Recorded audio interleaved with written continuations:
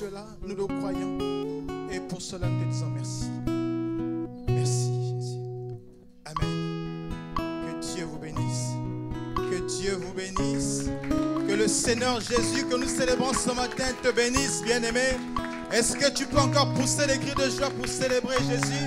Est-ce que tu peux encore pousser les cris de joie pour dire merci Jésus? Merci Jésus. Merci Seigneur éternel. Bien-aimé, j'aimerais te dire que le Seigneur est vivant parce qu'il te connaît mieux que toi-même. C'est lui qui a pour toi des projets de paix, de bonheur, non de malheur, afin de te donner un avenir. Et j'aimerais ce matin que tu sois réellement convaincu que le Dieu pour qui tu as quitté ta maison, tu t'es déplacé pour venir en ces lieux, est un Dieu grand, est un Dieu redoutable. Nous ne parlons pas de la philosophie des hommes, nous ne parlons pas des histoires qui ne donnent pas la vie, mais nous parlons du Dieu créateur du ciel et de la terre. Amen. Que Dieu soit béni. On va prendre la parole, nous allons faire ensemble cette lecture dans le livre de Matthieu, chapitre 6, nous allons lire les versets 9 à 10. En effet, si tu as encore de la force de tenir debout pour le respect de la parole, eh bien, je t'invite à te tenir debout. Nous sommes dans Matthieu, chapitre 6. Nous allons lire 2 versets, 9 à 10. Il est écrit ceci. Voici donc comment vous devez prier. Notre Père qui es aux cieux, que ton nom soit sanctifié, que ton règne vienne, que ta volonté soit faite sur la terre comme au ciel. Amen. Amen. Vous pouvez vous asseoir, mais je vais relire encore une fois de plus. Il est dit, voici donc comment vous devez prier. Notre Père qui es aux cieux, que ton nom soit sanctifié, que ton règne vienne, que ta volonté soit faite sur la terre comme au ciel. Amen. Alors, nous parlons de la prière. C'est vrai que, comme il est écrit, plutôt comme nous le disons souvent, personne ne peut mettre un point final à la parole de Dieu. Ce qui veut dire que ce qui a été enseigné, on peut y revenir. Et par le même verset, le Seigneur peut encore nous donner une autre orientation. Et donc, ces derniers temps, le serviteur nous parlait de la prière. Et nous allons aussi emboîter le pas pour y revenir et voir comment le Seigneur voudrait aussi ajouter un élément supplémentaire à ce que nous avons déjà entendu jusqu'à présent. Alors, moi j'ai pris donc Matthieu 6. Parce qu'ici, il y a une précision qui est apportée. Alors, quel est le contexte de cette demande, de cette prière? Le contexte, nous le connaissons parce que nous l'avons tous lu ces derniers temps ensemble dans le livre de Luc, chapitre 11. En fait, ici, Jésus est en train de répondre à une demande qui lui a été faite par un des disciples. Et donc, dans Luc 11, il est écrit que Jésus priait en un certain lieu. Et quand il a terminé, un des disciples est venu le voir pour lui dire, « Maître, Seigneur, enseigne-nous comment prier, comme Jean l'a fait aussi à ses disciples. » Alors, quand je lis cette parole, je comprends une chose. Évidemment, tous ne pouvaient pas parler en chœur. Donc, il y a une personne qui s'est fait le porte-parole de tous les autres disciples. Parce que sinon, il aurait dit, enseigne-moi à prier. Mais lui, il a dit, enseigne-nous à prier. Ce qui veut dire que tous, d'un commun accord, ils ont voulu que le Seigneur leur apprenne comment prier. Mais n'oubliez pas, nous avons en face de nous un peuple juif qui connaissait aussi la loi. Et donc, je pense que les disciples priaient déjà. Et simplement, leur façon de prier était différente de ce qu'ils ont entendu dire Jésus.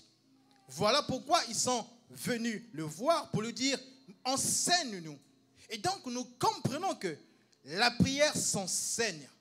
La prière s'apprend comme on peut apprendre une science, comme on peut apprendre une mathématique, quand on peut apprendre la physique, eh bien, la prière aussi s'enseigne. Il dit, enseigne-nous.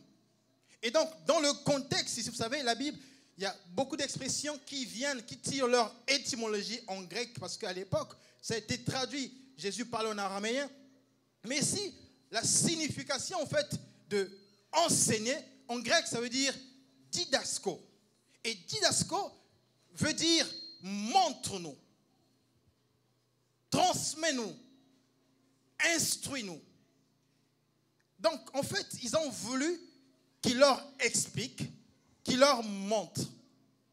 Et donc, pour répondre à la question, voilà pourquoi il leur dit donc au verset 9, « Voici donc comment vous devez prier. » Il leur dit, « Dites, notre Père qui es aux cieux, que ton nom soit sanctifié, que ton règne vienne, que ta volonté soit faite sur la terre comme au ciel. » Alors, le condensé de ces deux versets, 9 et 10, je vais essayer de faire deux parties.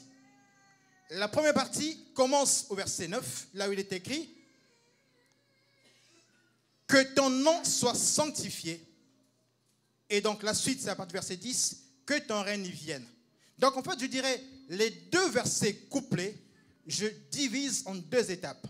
Donc la première étape, c'est là où il est écrit « Que ton nom soit sanctifié et que ton règne vienne ». On s'arrête d'abord à cette première partie. C'est le condensé donc du verset 9 et du verset 10. Il leur dit, quand vous priez, dites, notre Père qui es aux cieux, que ton nom soit sanctifié et que ton règne vienne. Alors cette première partie, qu'est-ce que ça veut dire? En fait, cette première partie s'assimile à ce qu'on a vu, ce qui est appelé l'adoration. Ici, en fait, le Seigneur est en train de leur dire, quand vous priez, il y a une chose essentielle, sinon primordiale. Dites d'abord que ton nom soit sanctifié. Et donc, ceci est assimilé à l'adoration. En fait, ici, le Seigneur Jésus, il est en train de les orienter d'abord à honorer le nom de Jésus, le nom qui est au-dessus de toutes choses. En fait, il veut leur dire, au-delà de tout ce qui peut exister, rien n'a plus d'importance que le nom de Jésus. En fait, il les oriente en disant, d'abord, dites notre Père qui est aux cieux, que ton nom soit sanctifié. Et donc, le nom de Jésus soit sanctifié. C'est ça que nous parlons d'adoration. En fait, l'adoration ne se limite pas à dire que j'aime Dieu, j'adore Dieu. L'adoration, ce n'est pas la chanson. L'adoration, ce n'est pas la musique. L'adoration, c'est d'abord une identification à un être suprême.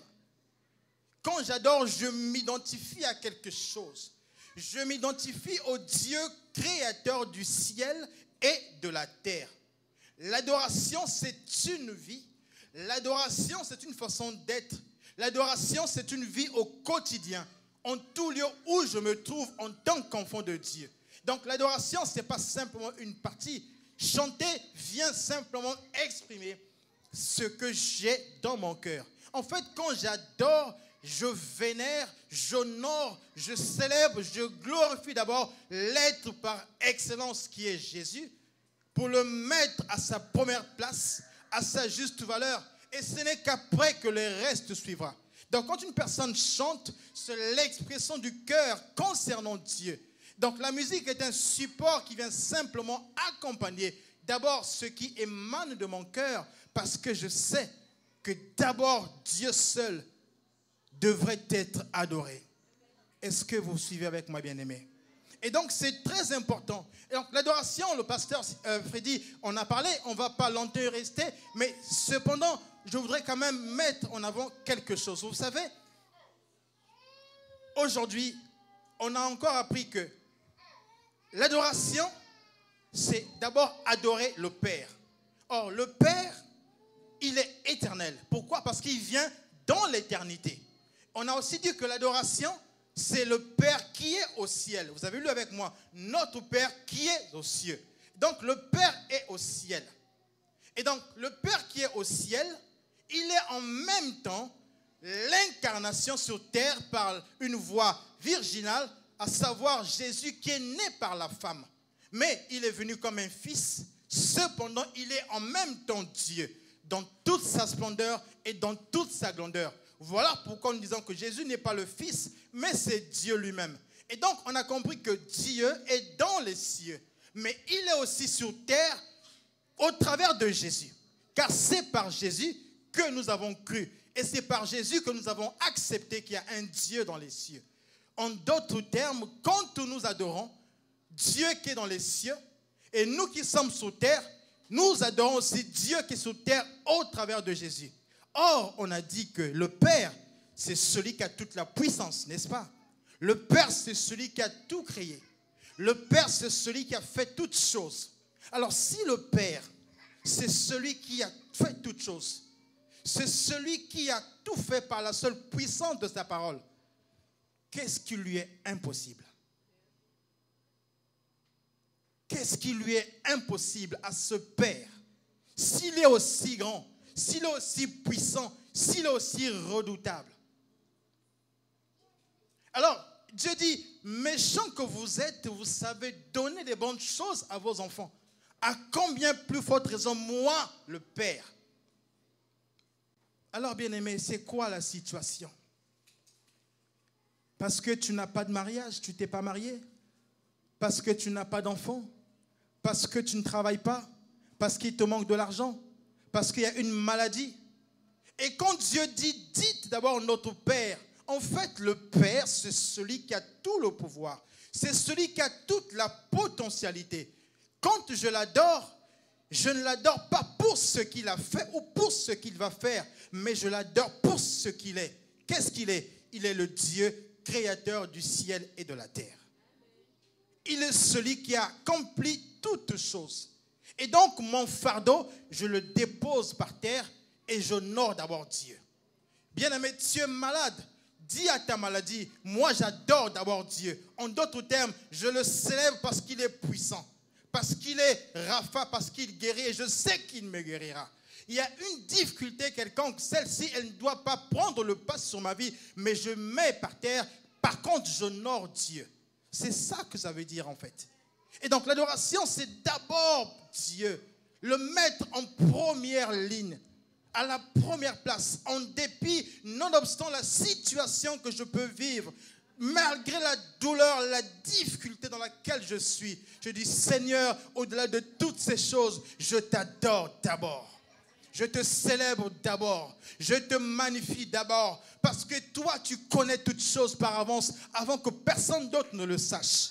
Bien-aimés, nous sommes devenus des journalistes. Vous connaissez les chaînes d'information. Du matin au soir, ils nous informent. Il y a la tempête Intel. Il y a le feu en Californie. Il y a telle situation. Il y a eu un jeune qui a tué un autre. On nous informe tous les jours. Bien-aimés, est-ce que nous, on va informer Dieu? Dieu le sait. Tu es devenu le journaliste qui informe Dieu de ta situation. Regarde, l'âge avance, je n'ai pas encore d'enfant. Regarde, l'âge avance, je ne suis pas encore marié. Regarde, je n'ai pas de travail, je n'ai pas de maison. Tu informes Dieu. Tu informes Dieu de ce qu'il sait déjà. Parce que c'est lui qui t'a créé. Est-ce que le souffle que tu as ce matin, tu sais d'où il vient? Est-ce que tu as payé quelque chose ce matin pour vivre? Mais le Seigneur, dans son amour infini, il t'a renouvelé la vie. Et ce matin, tu n'as pas fait d'effort. Même ton réveil aurait pu sonner, ne plus jamais l'entendre. Mais tout ça pour dire que notre Dieu, il est tellement grand, il est tellement puissant. Alors, bien-aimé, tu n'as pas besoin de l'informer. Par contre, tu peux lui dire, Seigneur, je te célèbre, malgré la situation que je traverse. Tu peux lui dire que tu restes éternel, malgré le manque d'argent que j'ai aujourd'hui. Et je sais que demain, tu te pourvoiras toi-même parce que tu t'appelles Jireh. Et c'est comme ça qu'on doit orienter notre prière pour dire, en fait, Seigneur, tout a été créé par toi et pour toi. Et donc quand Jésus leur dit, dites d'abord notre Père qui est dans les cieux, que ton nom soit sanctifié. Nous honorons d'abord le nom puissant de Jésus. Nous honorons le Père qui a toutes choses. On l'a dit plusieurs fois ici, toi tu es parent, est-ce que ton enfant va te dire, papa il manque de lait? Tu le sais qu'il n'y a pas le lait à la maison. Et donc tu te débrouilles pour que l'enfant ait de quoi manger. Et donc notre Dieu le sait aussi. Voilà pourquoi on n'a pas besoin de l'informer. Le Seigneur n'a pas besoin que tu l'informes de ta situation. Le Seigneur a besoin que tu le célèbres. Le Seigneur a besoin que tu le loues. Le Seigneur a besoin que tu le magnifies. Et donc cette première partie, je disais que quand nous disons que ton nom soit sanctifié, que ton règne vienne, en fait c'est une orientation. Il leur montre comment diriger, comment guider. Puisqu'on a aussi appris, et ce sont les Écritures qui disent que vous priez, vous ne recevez pas parce que vous priez mal. Et donc, le souhait, le désir du Seigneur, c'est que nous puissions prier comme lui, il nous l'enseigne, comme lui, il nous le montre. Voilà pourquoi nous ne répétons pas simplement une prière comme une routine que tous les jours je répète, notre Père qui est aux cieux, que ton nom soit sanctifié. Non, ce n'est pas une répétition.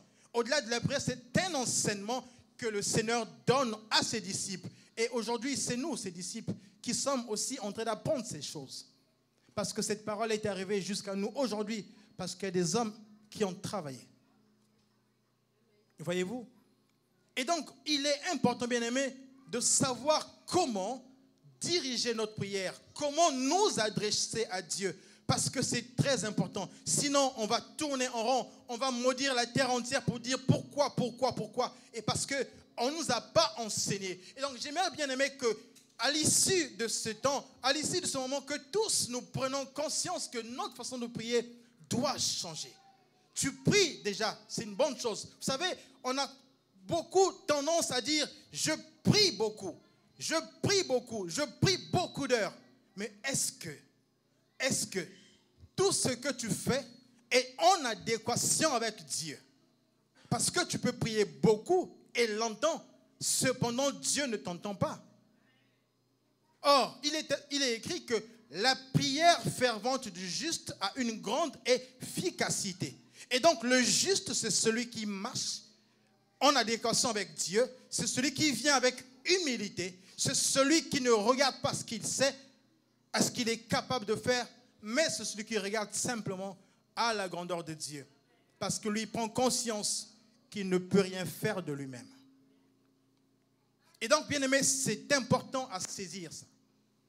Pour que nous puissions dorénavant savoir comment diriger nos prières, savoir comment les orienter. C'est ce que le Seigneur est en train de leur dire. Et donc, quand nous arrivons à la deuxième étape, donc j'ai dit, la première étape, le condensé du verset 9 et 10, où il est écrit « Que ton nom soit sanctifié, que ton règne vienne ». Et la deuxième étape, c'est la suite du verset 10, là où il dit « Que ta volonté soit faite sur la terre comme au ciel ». Que ta volonté soit faite sur la terre comme au ciel. Donc, après leur avoir dit, dites d'abord que notre Père qui est aux cieux, maintenant il leur dit que ta volonté soit faite sur la terre comme au ciel. Est-ce que vous me suivez? Si je dors, réveille-moi. Prends courage, ma soeur, ne dors pas. Et donc, ici, la deuxième étape, il dit que ta volonté soit faite sur la terre comme au ciel. On va s'arrêter là aussi un instant. C'est très important, bien aimé, à comprendre. Il dit, dites que ta volonté. C'est qui parle? C'est Jésus qui parle. Il leur dit, dites notre Père. Or, notre Père, c'est qui? C'est Jésus lui-même. Est-ce qu'on est d'accord? Ça veut dire qu'il leur dit de dire que notre Père, que ta volonté, c'est la volonté de qui? La volonté du Père. Parce que ce sont les disciples qui demandent, qui posent la question, et à qui on explique comment ils doivent prier. Et donc, il leur dit que ta volonté soit faite sur la terre comme au ciel. Sur la terre comme au ciel. J'aimerais qu'on fasse un zoom sur le mot « comme ». Sur la terre comme au ciel. Ici, « comme » prend aussi une importance. Comme prend une importance, pourquoi? Parce qu'en fait, comme fait la liaison entre la terre et le ciel. Alors pourquoi nous disons? Ici aussi, comme dans l'explication grecque, ça veut simplement dire os. Et ça veut dire que comme égale à. Ça veut dire au même titre que. En fait, ici, Jésus leur enseigne une chose. Il veut leur dire qu'il faut qu'il y ait une interaction entre la terre et le ciel. Or, l'interaction, c'est le contact. C'est un point commun entre deux entités, entre deux personnes, entre deux situations. Ça dépendra du contexte dans lequel on utilise. Mais Jésus leur dit, il faut qu'il y ait interaction entre la terre et le ciel. Qu'est-ce que cela veut dire? Eh bien, je m'explique. Pourquoi l'interaction entre la terre et le ciel? Et pourquoi il commence d'abord par la terre? N'est-ce pas dans Jean 17, lors de la prière sacerdotale, il dira, toi et moi nous sommes un, mais je prie pour qu'eux aussi soient un. Donc ils sont un comme toi et moi. Or, Jésus, c'est Dieu lui-même. Donc Jésus est un avec le Père. Or, le Père, c'est Jésus. Jésus, c'est le Père. En d'autres termes, il est égal à lui-même. On est d'accord? Je prends un autre exemple, terre à terre, concret, qui va parler à tout le monde. Quand un enfant vient au monde, qu'est-ce qui se passe? Souvent, on dit, ah, l'enfant ressemble à maman, ou à papa, ou je ne sais pas, ou les deux. C'est ce qu'on dit souvent. Et parfois, l'enfant peut d'abord ressembler au père, et peut-être plus tard à la mère, et après, parfois, ça change. Mais au fur et à mesure que l'enfant grandit, il y a une identité qui s'affine. Et on dira, finalement, c'est papa. Finalement, c'est maman. Voyez-vous, c'est ce qui se passe. Mais entre l'enfant et le père ou la mère qui est venu au monde avant, c'est le père ou la mère. Parce que ce sont eux qui ont donné naissance à un enfant. Et en général, quand il y a une ressemblance flagrante, on dit quoi? L'enfant est comme son père. L'enfant est comme sa mère. Ça veut dire qu'au travers de l'enfant, on retrouve quelque chose du père. Mais comme c'est le parent qui a existé avant, nous considérons que le parent, donc le père ou la mère, c'est ce qui est supérieur. Et donc, en fait, on fait le lien pour faire en sorte qu'il y ait cette acquaintance entre la mère et l'enfant. Et donc, si nous ramenons sur le plan spirituel, quand Jésus dit que ta volonté soit faite sur la terre comme au ciel, le Seigneur explique une chose essentielle. En d'autres termes, il dit ceci. Le ciel, c'est déjà l'absolu. Le ciel, c'est ce qui est parfait.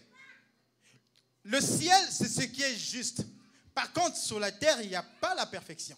Et sur la terre, il voudrait que les hommes et les femmes que nous sommes, nous tendons à cette perfection pour qu'il y ait cette acquaintance, pour qu'il y ait ce lien, pour qu'il y ait cette interaction.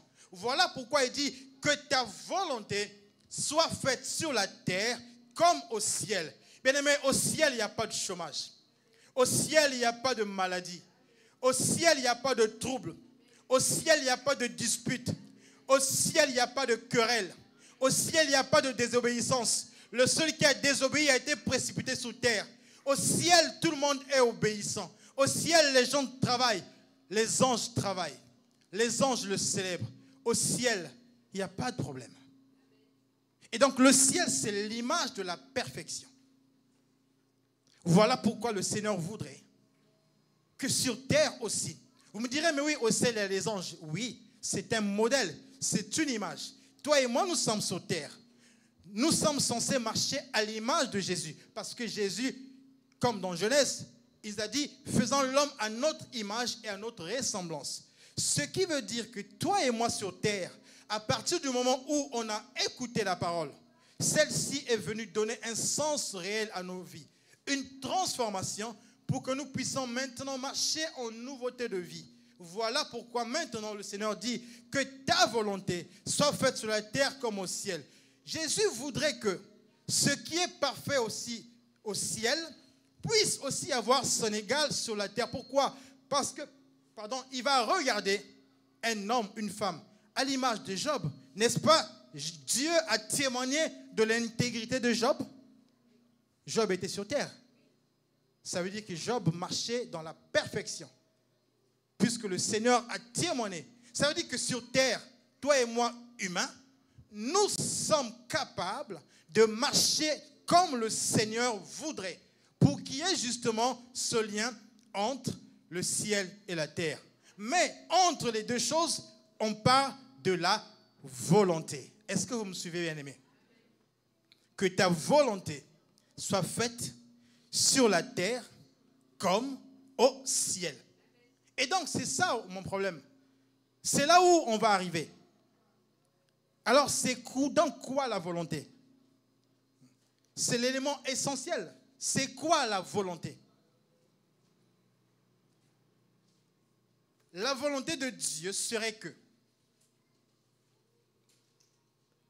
la volonté, ici aussi, si nous l'expliquons de manière étymologique, approfondie, encore ça découle toujours du grec, ça veut dire télama. La volonté veut dire télama. Et télama vient du verbe grec télo, qui signifie le désir, le vouloir. En d'autres termes, Dieu veut une chose pour toi, il veut une chose pour moi. C'est quoi la volonté de Dieu? Puisqu'il dit que ta volonté soit faite sur la terre comme au ciel. Dieu a un désir. Il veut quelque chose.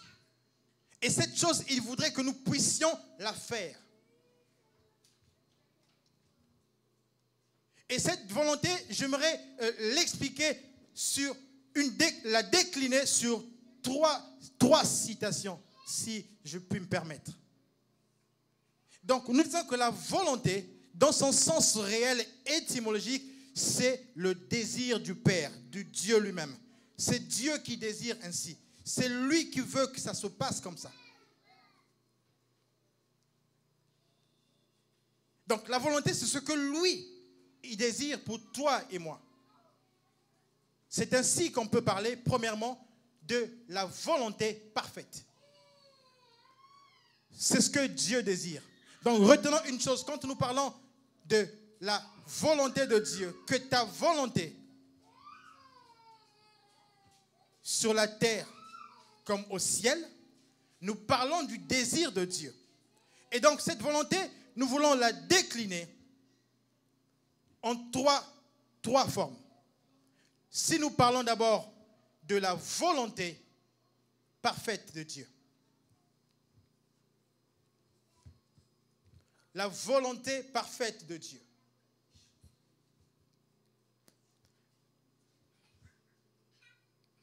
On va le lire dans le livre de Éphésiens chapitre 1, verset 11.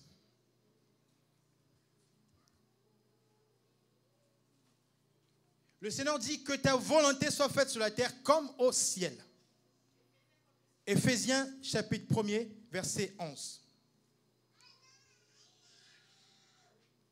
Nous sommes en train de parler de la prière. Est-ce qu'on peut nous projeter, s'il vous plaît, Éphésiens chapitre 1er, verset 11.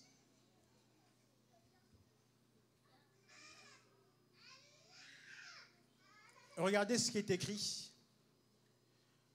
En lui, nous sommes aussi devenus héritiers, ayant été prédestinés, suivant la résolution de celui qui opère toutes choses, d'après le conseil de sa volonté. Eh bien, ça veut dire quoi? Ça veut dire que Dieu veut une chose, Jésus-Christ veut une chose. En fait, il nous explique qu'il nous a adoptés. Nous qui n'étions pas de la tribu de Lévi, nous qui étions inconnus au bataillon, mais Jésus nous a adoptés. Non seulement il nous a adoptés, il nous donne aujourd'hui le pouvoir de devenir enfants de Dieu au travers de sa parole. Mais encore, il nous fait une promesse de nous donner la vie éternelle, de nous donner les bénédictions spirituelles, mais encore, nous préparer un futur glorieux quand il viendra chercher son Église. C'est ça la volonté du Seigneur. là, c'est la volonté parfaite. C'est ce que lui, il veut pour toi. Et c'est ce qu'il veut pour moi. D'abord, il nous a adoptés. Nous ne sommes pas peuple juif. Mais aujourd'hui, nous sommes co-héritiers avec Christ. Et la deuxième volonté que je voudrais citer, c'est la volonté morale. Et quand il leur dit que ta volonté soit faite sur la terre comme au ciel, ça doit se passer comme ça dans nos vies. Parce que c'est nous qui sommes sur terre pour pouvoir justement manifester cette volonté que Dieu voudrait pour nous. Et donc la deuxième tranche, c'est une volonté morale. Nous sommes dans 1 Thessaloniciens, chapitre 4, verset 3.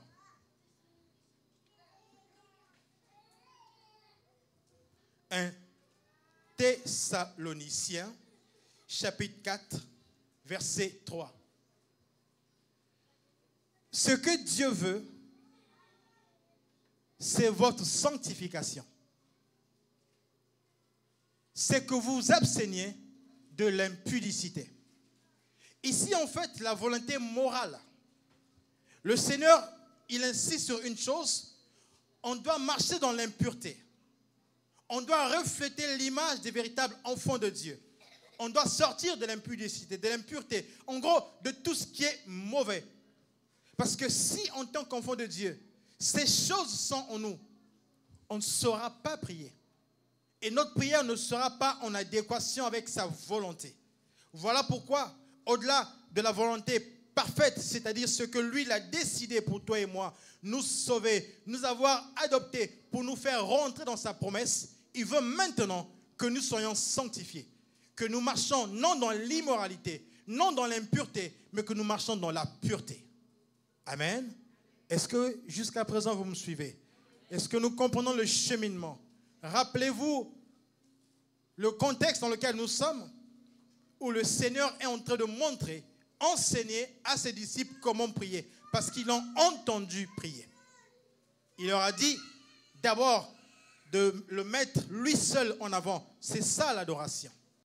Et donc là, nous parlons de la deuxième étape où il parle de sa volonté. Mais cette volonté doit être d'abord sur la terre comme au ciel. Et nous avons expliqué cette interaction pour que les deux choses puissent avoir leur acquaintance. Et donc, troisième volonté, c'est la volonté salvatrice de Dieu. Nous sommes dans 1 Timothée, chapitre 2, verset 4.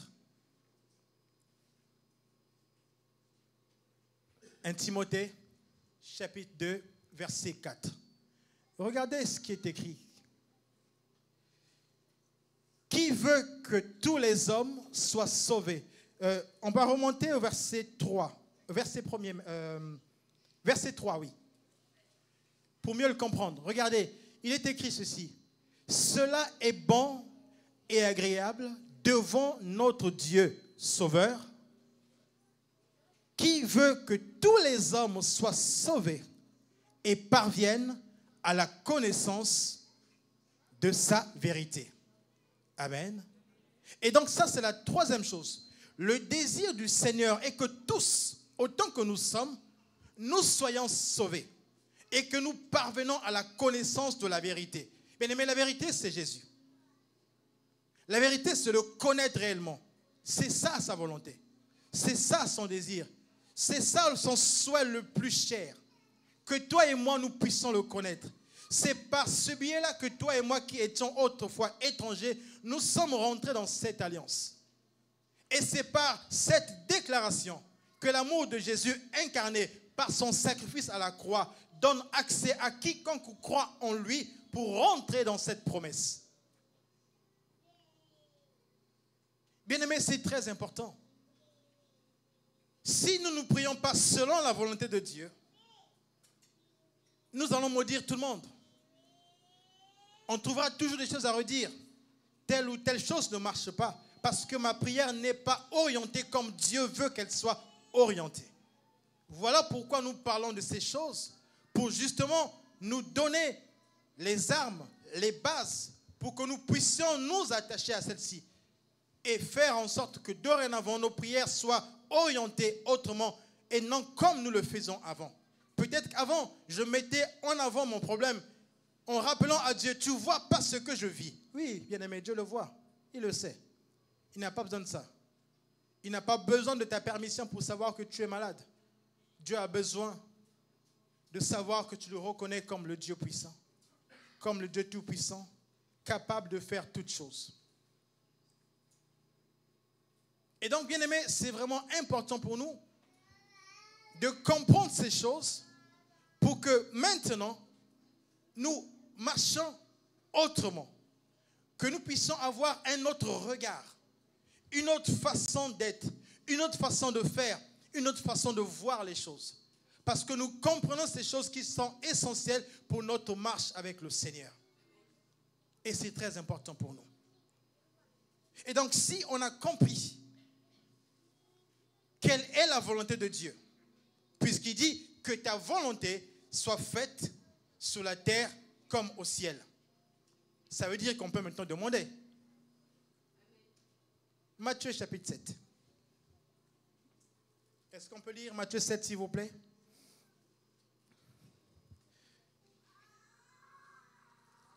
Il y a juste à tourner la page.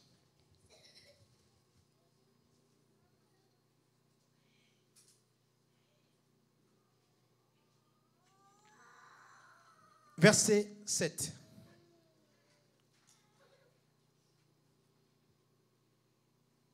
Il est écrit, tout le monde connaît ce verset, je crois. Demandez, l'on vous donnera. Nous l'avons déjà lu aussi la semaine dernière. Cherchez et vous trouverez. Frappez et l'on vous ouvrira. Demandez et l'on vous donnera. Et dans Luc 11, on va plus loin, je crois que c'est à partir du verset 10. Et ici, si nous suivons l'ordre des choses, le Seigneur dit d'abord, dites notre Père qui est aux cieux, que ton nom soit sanctifié, que ton règne y vienne. Que ta volonté soit faite sur la terre comme au ciel. Et donc, on a été comprendre quelle était la volonté de Dieu. Qu'est-ce que cela voulait dire? En fait, la volonté de Dieu, c'est celle qui doit primer sur toute chose. Si ta volonté à toi prend le pas, évidemment, ta prière ne sera pas exaucée.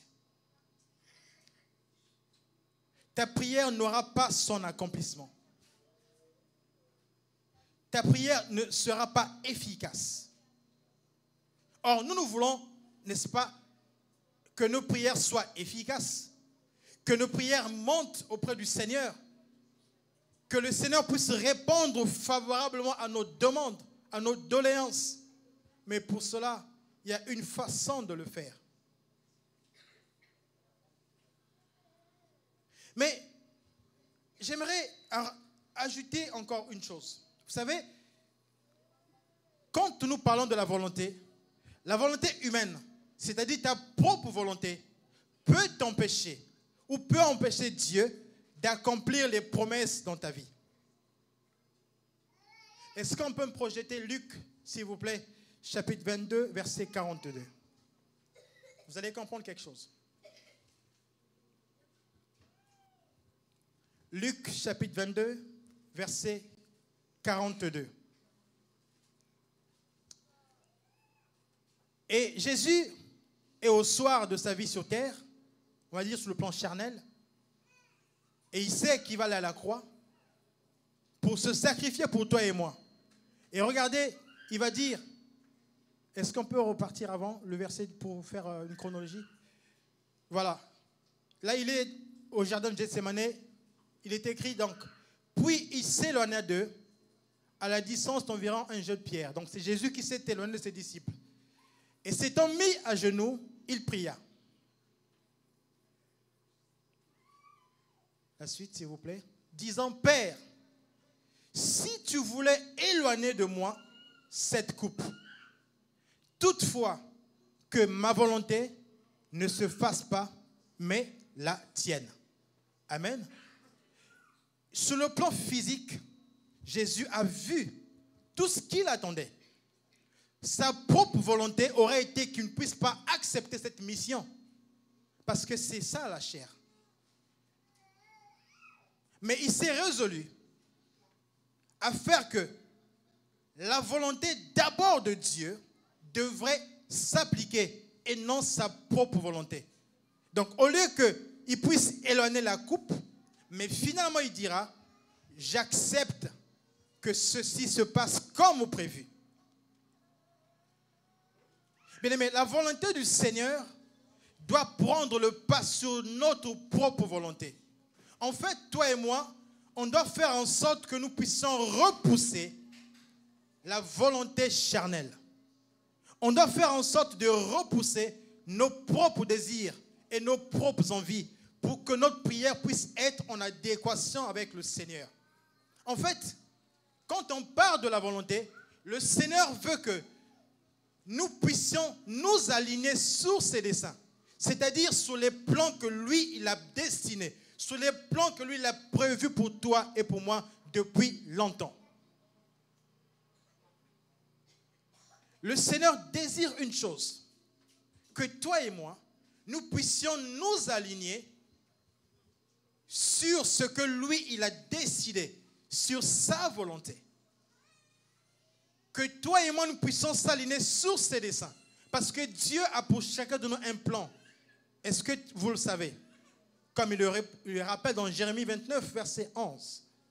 Il a pour chacun de nous un projet, n'est-ce pas? Et donc, le projet de Dieu sur toi est déjà établi. Et donc, le Seigneur voudrait que tu puisses t'aligner à ce projet, à ce dessein. Parce que c'est ce qu'il a décidé pour toi. Et c'est ce qu'il a écrit pour toi. Voilà pourquoi il veut rejeter. Jésus ici rejette sa volonté à lui pour que la volonté du Seigneur puisse s'accomplir. Donc, bien aimé, toi et moi, on doit rejeter la chair, nos propres désirs, nos propres envies, pour que la volonté du Seigneur prenne le pas sur toute autre chose. Et quand je parlais de l'interaction entre le ciel et la terre, ce n'est pas un hasard, mais il y a une signification vraiment essentielle. C'est important à comprendre. Parce que si nous réalisons que ce qui se passe au ciel, c'est l'image de la perfection, et que nous, sur terre, on doit aussi tendre vers cette perfection, nous allons comprendre beaucoup de choses, et notre façon de prier va évoluer, et notre façon de prier va changer. J'aimerais vous montrer encore un autre exemple dans les Écritures pour montrer qu'au ciel, comment les choses se passent. Et donc, nous, sur terre, au lieu de se lamenter, au lieu qu'on s'inquiète, au lieu qu'on pleure, au lieu qu'on cherche les boucs émissaires, voilà l'attitude qu'on devrait avoir. Nous sommes dans Apocalypse, s'il vous plaît, chapitre 4 d'abord, verset 8. Est-ce qu'on peut regarder ça, s'il vous plaît? Apocalypse 4, verset 8. Quand le Seigneur parle de la perfection du ciel, c'est l'image qu'il y a au ciel. Et donc, il voudrait que cette image puisse aussi, en tout cas, se répéter sur terre pour nous qui sommes enfants de Dieu. Parce que sur terre, ce n'est pas tout le monde qui croit à Jésus. N'est-ce pas? Apocalypse chapitre 4, verset 8. Regardez ce qui est écrit. Est-ce que vous êtes là? Les 4 êtres vivants ont chacun 6 ailes. Ils sont remplis de Dieu tout autour et au-dedans. Ils ne cessent de dire jour et nuit, Saint, Saint, Saint est le Seigneur Dieu, le Tout-Puissant qui était et qui vient. Amen. Donc au ciel, les anges, continuellement, tous les jours, ils sont en train d'adorer le Dieu, créateur du ciel et de la terre. Toi et moi, nous sommes sur terre. Au lieu d'être influencés par ce qui nous environne, ce qui nous entoure, ayons la bonne attitude d'adorer continuellement notre Dieu. C'est-à-dire vénérer d'abord le Père qu'il est, par le puissant nom de Jésus. Pour prolonger cette pensée, allons-y dans Apocalypse chapitre 7, cette fois-ci, versets 11 à 12. Nous sommes en train d'avancer pour comprendre comment orienter notre prière, comment faire que notre prière soit efficace. Mais avant de demander, il y a un préalable. C'est ce que nous sommes en train de voir. Regardez cet exemple. 7, 11 à 12. Regardez. Et tous les anges se tenaient autour du trône et des vieillards et des 4 êtres vivants, et ils se prosternèrent sur leur face devant le trône. Ils adorèrent Dieu. Verset 12. En disant Amen, la louange, la gloire, la sagesse, l'action de grâce, l'honneur, la puissance et la force soient à notre Dieu au siècle des siècles. Amen. C'est ce que disent les anges.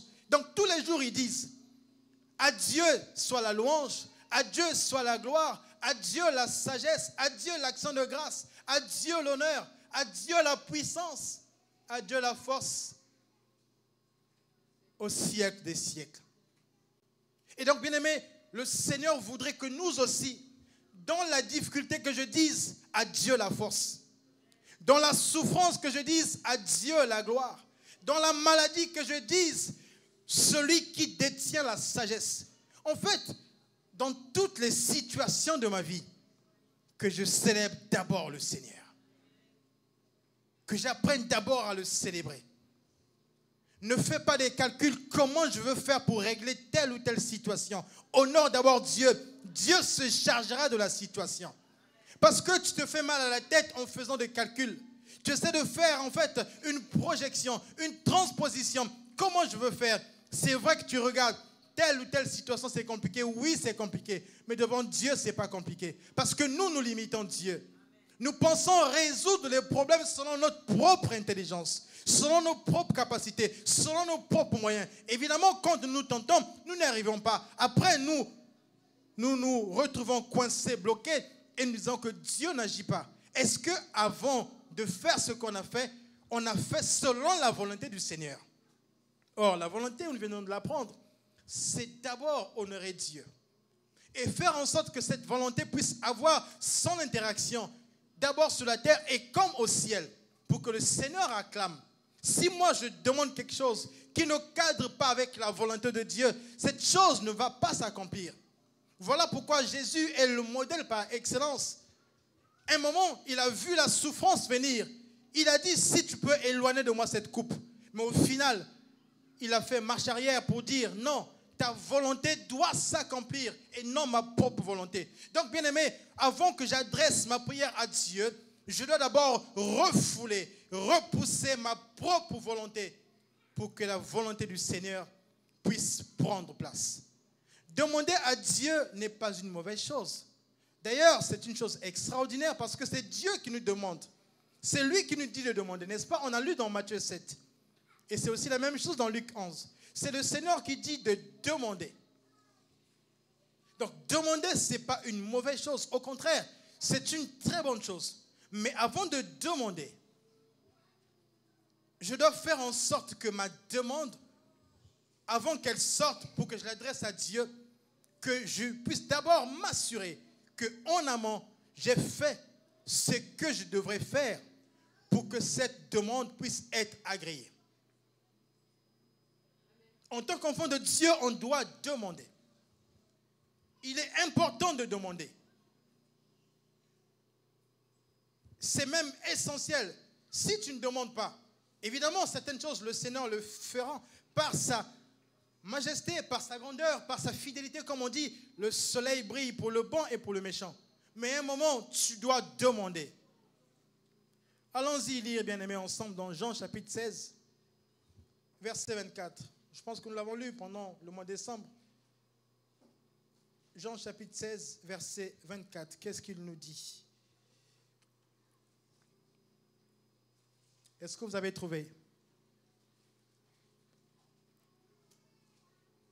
Jean chapitre 16, verset 24. Il est écrit ceci.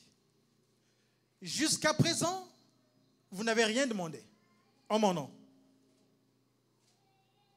Demandez et vous recevrez.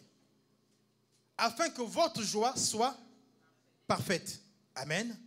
Jésus dit, jusqu'à présent, vous n'avez rien encore demandé à mon nom.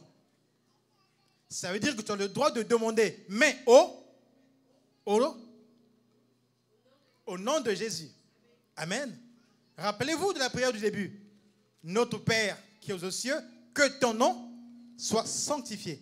Et donc, jusqu'à présent, tu n'as rien encore demandé, bien-aimé. Tu as le droit de demander.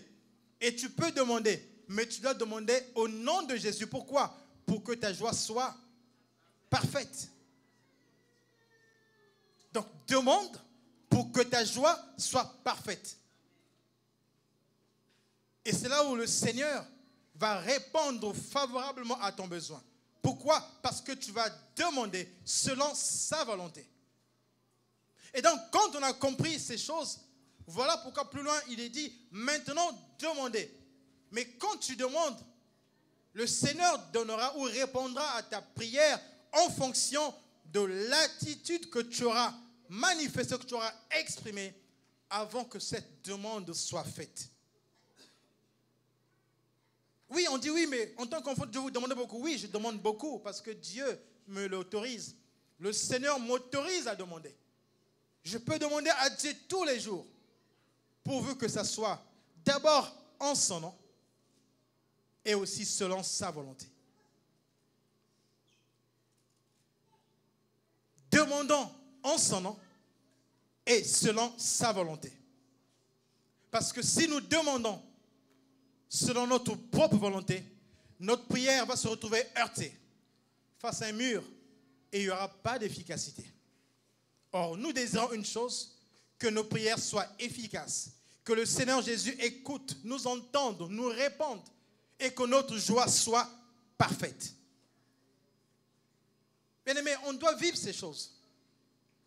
Notre Dieu n'est pas une histoire racontée. Notre Dieu est une réalité. Notre Dieu, c'est le présent. J'aimerais faire une petite parenthèse aussi avant d'avancer. On est bientôt vers la fin. Vous savez, Dieu nous parle de plusieurs manières. Il nous parle par la prophétie, par la connaissance. Il nous parle aussi par la doctrine. Mais vous savez, ici, cette prière, Dieu l'a fait au présent. Puisqu'il leur dit, quand vous priez, dites, c'est maintenant, c'est pas demain. Mais il dit que ta volonté soit faite sur la terre comme au ciel. Mais il y a aussi une pensée prophétique qui est cachée dans cette prière. Rappelez-vous que le Seigneur est venu sur cette terre par la voix d'une femme. Mais on sait aussi que Jésus reviendra une seconde fois, cette fois-ci pour venir rétablir son royaume sur cette terre. Voilà pourquoi il est écrit à la voix d'un archange, au son de la trompette, d'abord les morts en Christ ressusciteront.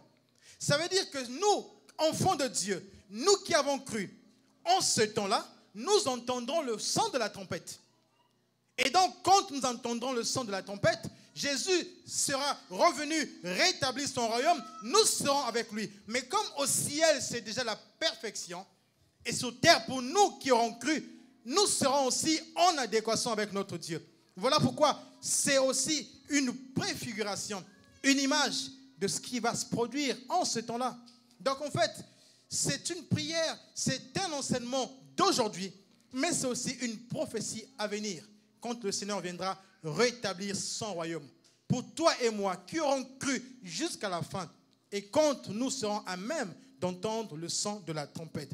Donc, pour revenir à ce que nous disions, la parenthèse est fermée, je disais que c'était pour nous essentiel de savoir comment orienter notre prière, comment guider, comment diriger notre prière pour que celle-ci puisse avoir son importance devant notre Dieu, mais surtout son efficacité pour que le Seigneur puisse répondre favorablement à notre requête. Bien-aimés, c'est très important. Ne mettons pas la charrue avant le bœuf comme on dit. Voilà pourquoi l'exemple de Élie est magistral. Pourquoi? Avant de faire appel à Dieu, il a d'abord rétabli l'autel en mettant les 12 pierres, en coupant les terreaux en morceaux, en mettant l'eau. Et après, quand il a dit, il s'est moqué d'eux en leur disant, oh, peut-être que votre Dieu dort. Insistez, appelez votre Dieu. Mais parce qu'il avait la confiance une fois qu'il a d'abord rétabli l'autel, quand il va faire appel à Dieu, le feu va descendre pour consumer l'holocauste de Baal. Et c'est ce qui s'est passé. Bien-aimés, j'aimerais que nous aussi, que nous puissions atteindre un niveau où j'adresse une prière à Dieu et je sais qu'elle sera exaucée. Parce que je sais qu'en amont de ma prière, j'ai rétabli l'autel. J'ai fait ce que je dois faire. Et je le fais selon la volonté de Dieu et non selon ma propre volonté. C'est-à-dire, je ne regarde pas à mon besoin. Je ne regarde pas à ma situation. Je ne regarde pas à l'ampleur de la difficulté que je traverse. Mais je regarde à la grandeur de Dieu. Et quand je regarde à la grandeur de Dieu, je dis, Seigneur, je sais que tu vas le faire.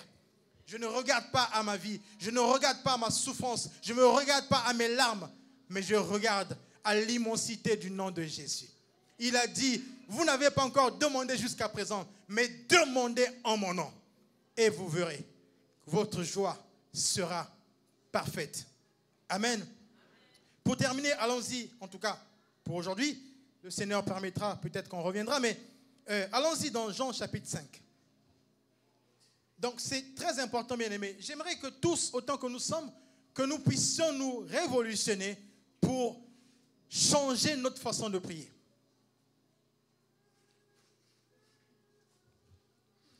1 Jean chapitre 5. 1 Jean chapitre 5. Nous sommes au verset 13. Est-ce que vous êtes là? Est-ce que vous êtes là? Est-ce que vous êtes là? Que le Seigneur soit béni.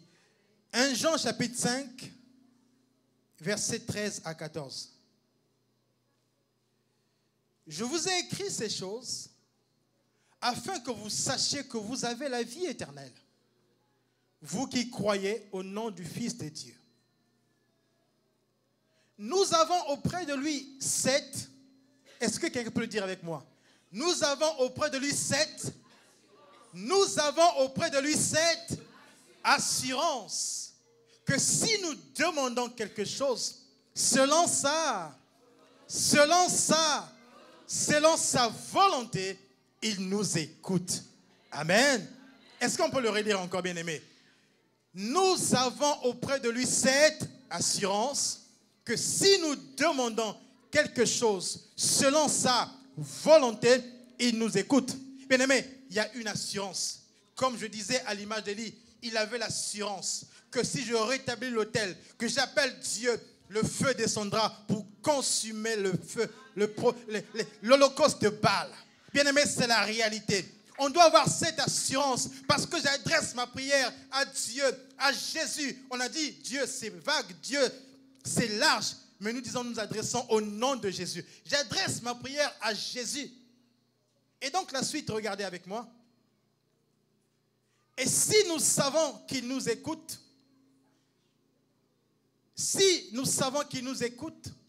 quelque chose que nous demandons, nous savons que nous possédons la chose que nous lui avons demandée. Amen.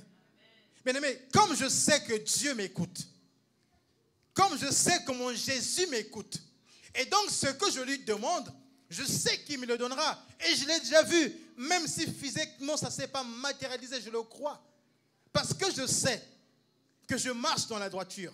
Parce que je sais que j'ai rétabli l'autel avant d'adresser ma prière. Parce que je sais, je ne marche pas dans l'impureté. Parce que je sais que j'ai repoussé ma propre volonté pour faire en sorte que sa volonté à lui puisse s'accomplir. Alors, quand j'appelle, j'ai l'assurance. Seigneur, descends, agis. Le Seigneur agit. Le Seigneur agit. Même quand je n'ai pas vu, je le crois. Je le crois parce que je sais que le Seigneur est vivant, parce que le Seigneur est grand, parce qu'il est extraordinaire, parce qu'il est redoutable. Alors, bien-aimé, ce matin, j'aimerais t'encourager à croire que nous prions un Dieu puissant. Vous avez vu, les anges témoignent qu'il est fort, qu'il est sage. À lui la gloire, à lui l'honneur, à lui la puissance, bien-aimé, le Dieu créateur du ciel et de la terre. Il est écrit, les cieux des cieux ne peuvent même pas le contenir. Est-ce que ton problème est plus grand que Dieu? Est-ce que la situation que tu vis est plus grande que Jésus-Christ? Celui-là qui te regarde avec affection. Celui qui te regarde avec amour. Quand même tu t'es rendu coupable d'infidélité. Mais lui, ce matin, il te tend encore la main parce qu'il sait que tu es son enfant et que tu peux revenir. Heureusement que Dieu ne nous condamne pas ad vitam aeternam. Il ne nous condamne pas éternellement. Mais quand nous revenons à lui, à l'image du Fils prodigue, il nous tend la main, il nous prend, il nous emmène avec lui vers les sommets pour que son nom soit glorifié. Bien-aimés, c'est important de prendre ces choses. Orientons notre prière différemment. Adressons à Dieu une adoration digne de ce nom, où nous mettons de côté tout ce qui nous embarrasse, tout ce qui nous accable, mais mettons d'abord en avant le nom de Jésus, comme les anges qui tous les jours ils adorent. Bien aimé, j'ai dit ceci, mais cette image elle est merveilleuse. Au ciel il n'y a pas de chômage. Même si tu es au chômage, dis que le Seigneur Jésus, toi tu as dit, l'homme mangera à la sueur de son front. Alors moi je dois travailler, mais comme je sais que je vais travailler, maintenant, je regarde à toi, que ce que tu as prévu, toi le maître de temps et des circonstances, que tu puisses l'accomplir. Bien-aimé, j'aimerais que tu le crois. Parce que notre Dieu est bon. Il est bon. Il est merveilleux. Notre Dieu nous regarde avec amour. Là où il est doigt des cieux, il te regarde. Dans le lieu secret. Bien-aimé, il y a des fois, quand tu traverses des moments difficiles, essaie de t'accrocher à quelque chose qui peut-être un jour t'est arrivé dans ta vie. Mais tu te poses la question, comment j'ai pu faire pour m'en sortir? Il y a quelque temps, il y a une image qui est revenue en moi. Il y a un peu plus de 20 ans, j'étais jeune conducteur, 23 ans à peu près. J'apprenais, c'était mes premiers pas sur la circulation. Je roulais, j'étais jeune conducteur. Mais je revenais de Cergy pour aller vers Limay, vers Mantes-la-Jolie. C'était la nuit d'hiver, la route n'était pas éclairée. Il y avait une descente. Je ne connaissais pas bien la route. Il y avait un rond-point. Vous savez, quand vous descendez un rond-point, première sortie, et moi j'allais en face, donc deuxième sortie. Mais je descendais, je ne sais pas, à 80 km/h. J'étais jeune conducteur. Je n'avais pas la maîtrise du volant. Mais jusqu'aujourd'hui, bien aimé, je me pose toujours la question, comment je me suis sorti de cette situation? Je venais en face du rond-point. Il y avait un grand monument. Je rentrais directement dedans. Jusqu'aujourd'hui, je me pose la question, comment j'ai fait pour échapper, à éviter donc la première sortie et continuer en face? Mais je comprends avec le recul, c'est le Seigneur qui m'a épargné. Donc à deux fois, je peux me lamenter, je dis, Seigneur, j'aurais pu mourir, j'aurais peut-être pas pu me marier, pas pu avoir des enfants, mais surtout, je n'aurais pas pu te connaître. Parce que le plus important, ce n'est pas le matériel, ce n'est pas tout ce qui nous entoure, mais connaître Jésus, car il est écrit, en réalité, la vie éternelle, c'est qu'ils te connaissent, toi le seul vrai Dieu. Bien aimé, un jour, si Jésus agit dans ta vie, rappelle-toi de cette chose pour dire, Seigneur, tu as fait hier, je sais que tu es encore capable de le faire. Rappelle à Dieu, Seigneur, je sais que c'est toi qui m'as guéri. Rappelle à Dieu, je sais qu'autrefois, je m'accroche à ça. Parce que Dieu n'est pas injuste. On a dit que Dieu, il est le même hier, aujourd'hui et éternellement. Ce qu'il a fait hier, il peut encore le faire aujourd'hui. Il y a des fois, je me pose la question, comment, jusqu'aujourd'hui, comment j'ai pu faire? Je n'avais pas de maîtrise. Mais je descendais vite. C'est comme si mon véhicule avait été pris, déporté et remis sur le droit chemin. Et pendant longtemps, le restant de mon trajet, j'ai eu le cœur qui battait à 100 km/h. Seigneur, j'aurais pu mourir. Comment? Mais le Seigneur m'a épargné. Et je me rappelle encore d'une autre image, je parle de moi, mais c'est réel. Je crois que j'avais 5 ou 6 ans. Vous savez, à un moment, j'étais en Afrique, j'avais le palu, on m'a mis une injection. Et je n'arrivais plus à marcher. Vous savez, dans vos familles, vous connaissez beaucoup de personnes qui ne sont pas nées infirmes, mais on l'a piqué un jour et ces personnes ont perdu l'usage de leurs jambes. Pendant une semaine, 15 jours, 3 semaines, je ne marchais plus. Je ne marchais plus. Et beaucoup dans mon entourage ont été victimes de cela. Aujourd'hui, ils sont retrouvés handicapés. Mais je pense à cela. Quelques temps plus tard, le Seigneur a remis l'usage de mes jambes. Et quand je vois cela, je dis, aujourd'hui, je peux marcher, je peux courir. Mais le Seigneur est vivant. Le Seigneur est grand. Est-ce l'argent qui me manque aujourd'hui qui fera que je puisse douter de sa grandeur? Est-ce la situation que je traverse qui va faire que Dieu, qui autrefois m'a secouru, ne peut pas me secourir aujourd'hui?